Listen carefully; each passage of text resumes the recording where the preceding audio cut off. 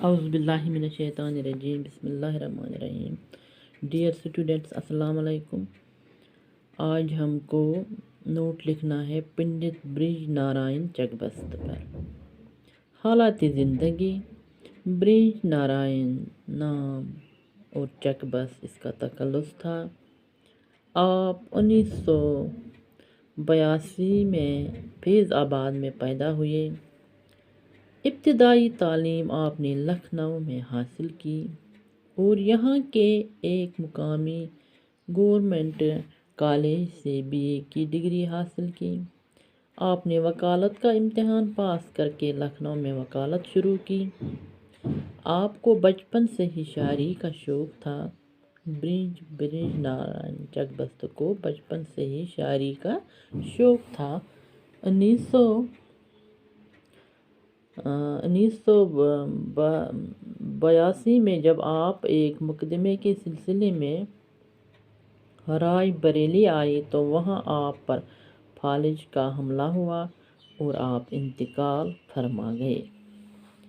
شاعرانہ خصوصیات: کہا جاتا ہے کہ چکبست نے اپنی پہلی غزل 9-10 سال کی عمر میں لکھی۔ انہوں نے پہلی غزل اپنی جب وہ 9-10 سال کے تھے اپنی پہلی غزل اس نے لکھی اور جلد ہی ایک اچھے شاعر کی حیثیت سے معیاری شاعری کرنے لگے۔ چکبست کا ذہنی میلان ابتدائی سے شاعری کی طرف تھا۔ اس زمانے میں لکھنؤ کی فضا پر آتش، میر انیس اور مرزا دبیر کی شاعری اثر انداز تھی اور غالب کے کلام کا سلسلہ پوری اردو دنیا پر بیٹھا ہوا تھا۔ چکبست نے ان تمام شعراء کا اثر قبول کیا، لیکن میر انیس کے اسلوب شاعری سے وہ سب زیادہ متاثر ہوئے اور اکثر و بیشتر ان کے رنگ کو اپنانے کی کوشش کی۔ اس کوشش میں وہ بڑی حد تک کامیاب بھی ہوئے۔ چکبست ایک فطری شاعر تھے، حالانکہ اپنے بارے میں خود ان کا کہنا یہ تھا کہ وہ باضابطہ شاعر تو نہیں، البتہ دوستوں کا دل بہلانے کو کبھی کبھی شعر کہہ لیتے ہیں۔ ان کے کلام میں سادگی، سلاست، روانی اور ایک مترنم فضا پائی جاتی ہے۔ دیگر شاعراء کی طرح چکبست نے بھی شاعری کی شروعات غزل سے کی، لیکن بعد میں حب وطنی کے جذبے کے تحت قومی نظمیں لکھنے لگے۔ ان کی نظموں میں قدرتی مناظر کی عکاسی، بیداری، وطن کے جذبات، آزادی کی تڑپ اور درد مندی کے پہلو نمایاں ہیں۔ چکبست نے مرثیے بھی لکھی ہیں۔ انہوں نے اپنے دور کے سیاسی و سماجی جذبات کو شاعری میں جگہ دی۔ اردو نظم کو قومی شعور کے نئے تقاضوں سے روشناس کرایا۔ انہوں نے سماجی، سیاسی اور فطری مضامین پر نظمیں لکھیں۔ انہوں نے مندروں کی مذہبی خطاؤں اور دیوامالائی کہانیوں کو نظم کیا۔ ان کی اکثر نظمیں صاف، سادہ اور آسان زبان میں ہیں۔ ان کی نظموں میں منظر کشی اور تاثیر ہے۔ ان کی غزلوں میں الفاظ کی بندش اور ترکیب دیکھنے کے قابل ہے۔ چکبست دراصل ایک قومی شاعر تھے۔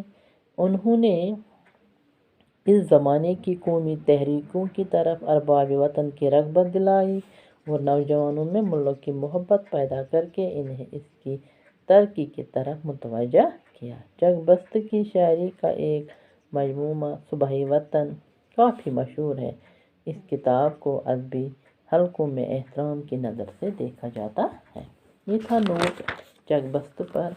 اب اس کی نظم ہے جو کہ اس نے کشمیر پر لکھی ہے۔ اس کا پہلا بند ہے، میں آپ کو یہاں پڑھوں گی یہ۔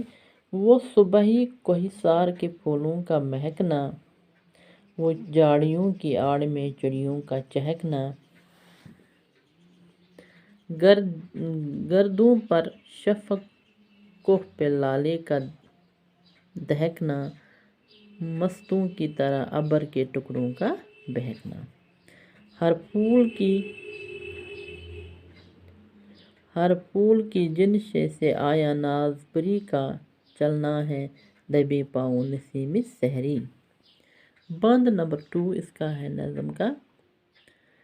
وہ طاہری کوثر لب چشمے کوثر، وہ سرد ہوا اور اکرم ابر گہرہار، وہ میوہ خوش رنگ سرسبز چمن زار، ایک آن میں صحت ہو جو برسوں کا ہو بیمار۔ یہ باغ وطن روکش گلزار جناں ہے، سرمایہ ناز چمن آرائے جہاں ہے۔ بند نمبر 3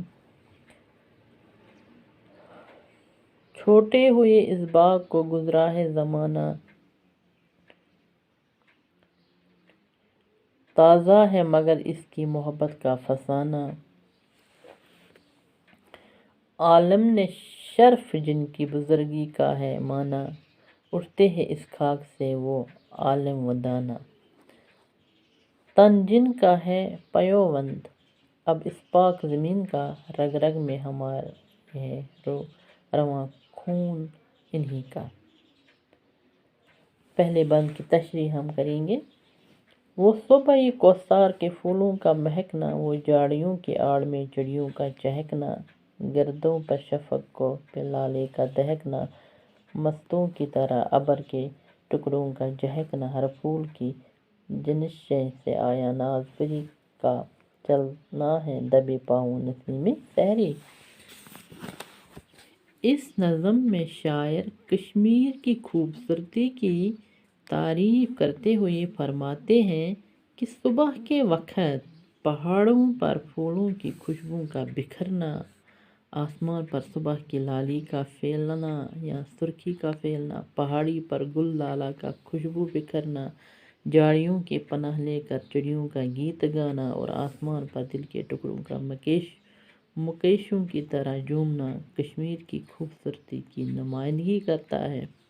شاعر منظر کشی کرتے ہوئے فرماتے ہیں کہ ہر پھول جب دھیمی دھیمی ہوا سے ہلتا ہے تو یہ محسوس ہوتا ہے کہ کوئی پری اپنے ناز و انداز دکھا رہی ہے۔